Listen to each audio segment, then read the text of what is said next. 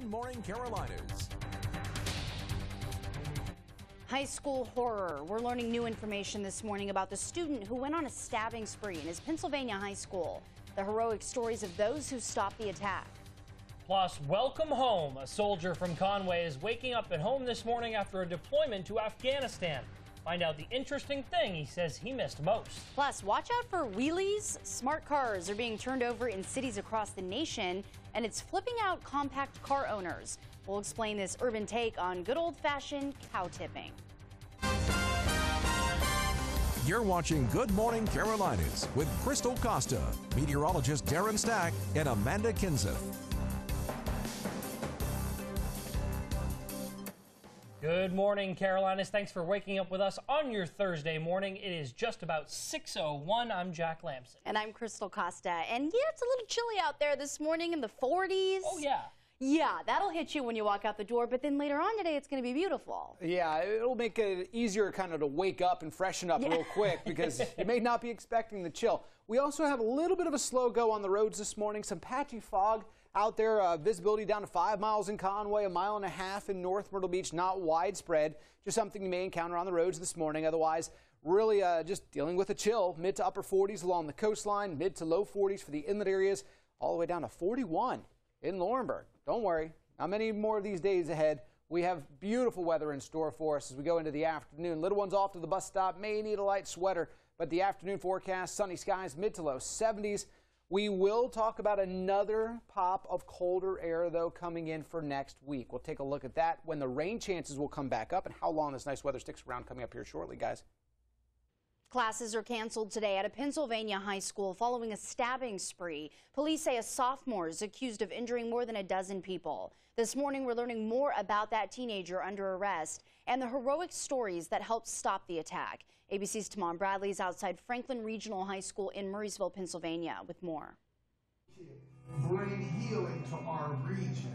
Overnight, prayers and tears. A stunned suburban Pittsburgh community coming together after a shocking act of violence. It happened here at Franklin Regional High School yesterday morning. I don't know what I got going on down at school here, but I need some units down here ASAP. Police say this 16-year-old sophomore, Alex Rival, wielding 8 to 10-inch knives, ran through the halls, slashing and stabbing anyone he could. 22 people in all, 21 students and a security guard. There was blood right where the double doors are all over the wall. People were running everywhere. No one knew what to do. It's unbelievable. No one knew that it was happening. Rival was charged with 4 counts of attempted homicide and 21 counts of aggravated assault. Authorities say he'll be prosecuted as an adult. The FBI removed desktop computers and other items from Rival's home. The suspect's father offered this message to the victims. My prayers go out to everyone who was injured today, and I hope they recover as quickly as possible. This morning, students and faculty are being hailed as heroes. During the attack, one wounded student bravely pulled the fire alarm, alerting everyone in the building, and Assistant Principal Sam King tackled the suspect. Mr. King immobilized him. He pinned him down. I jumped on top of him as well and just held down his wrists and arms. There are also reports of students rushing to their peers to apply pressure to their wounds.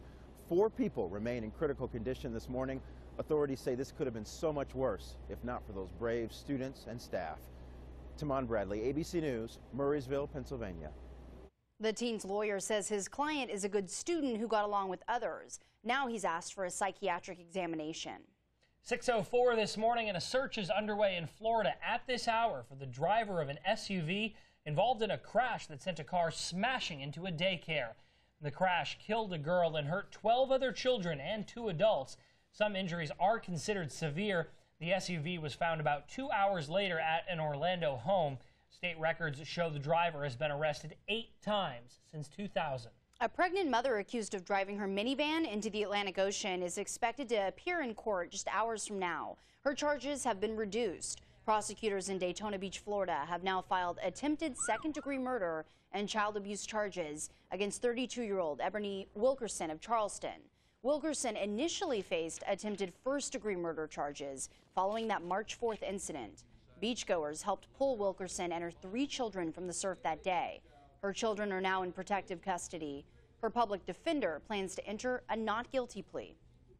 The prosecution could wrap up as early as today in the trial of suspended Chesterfield County Sheriff Sam Parker. Parker is accused of several crimes, including giving too many perks to inmates. Court officials say a deputy testified yesterday that Parker told him he'd be indicted or fired if he bothered two certain inmates. Those are the inmates whom Parker is accused of giving preferential treatment. A state corrections official also took the stand. Officials say he told jurors the inmates weren't approved to live outside the Chesterfield County Detention Center. The defense could start on Monday. The man police say broke into a Mullins Arby's Tiger Mart is now out of the hospital this morning. You might remember earlier this month he got stuck in an air vent shaft for hours. Now he faces a second-degree burglary charge. Bond for Laquan Guy was set at $15,000. The guy was rescued by Mullins Fire and Rescue in the incident. An employee heard noises inside the business, then called police. That's when they realized Guy was stuck inside that air vent shaft. Guy was in the hospital for muscle injuries and dehydration. Drivers will rev their engines just a few hours from now at Darlington Raceway, practicing for the Bojangles Southern 500. The real excitement kicks off tomorrow with the Nationwide Series race. This race weekend brings in $54 million a year for South Carolina. It's the 65th year of racing at the track, too tough to tame. The first race took place on Labor Day in 1950. Darlington city officials say the race is a major boost to the state's economy and greater Darlington.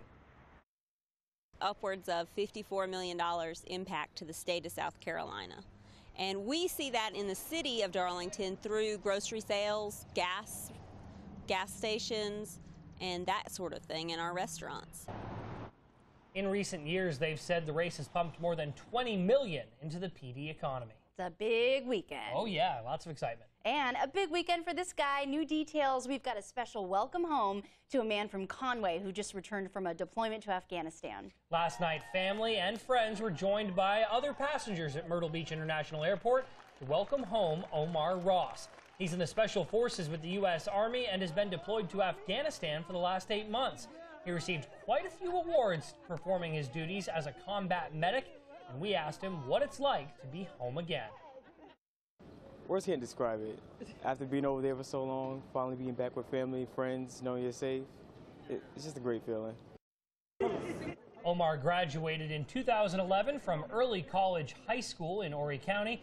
And we asked him what thing he missed the most during his deployment. His answer, McDonald's. Naturally. Absolutely. I mean, if you had to be away from home for 8 months, right, what would you want to get as soon as you came back? Oh, pizza. Pizza, that's a good one. That's my weakness. I think just sitting on the couch and being able to kind of kick right? up your feet, watch the race at Darlington, watch your favorite sports event. Watch us here in the morning. No, Omar, you can sleep in. You do not have to wake up early. Good for him, though. We're so glad to see him back. Absolutely. Welcome home. Next on Good Morning Carolinas. Is it a prom promise this year? Families could be spending a lot less on those expensive dresses and all the big dance extras. So has the spending bubble finally burst? It's 6:08. We'll find out next. We are finally talking about a stretch of some gorgeous spring weather. We'll take a look at how long that's going to stick around before the rain chances return and then a cool down follows. All of the details next.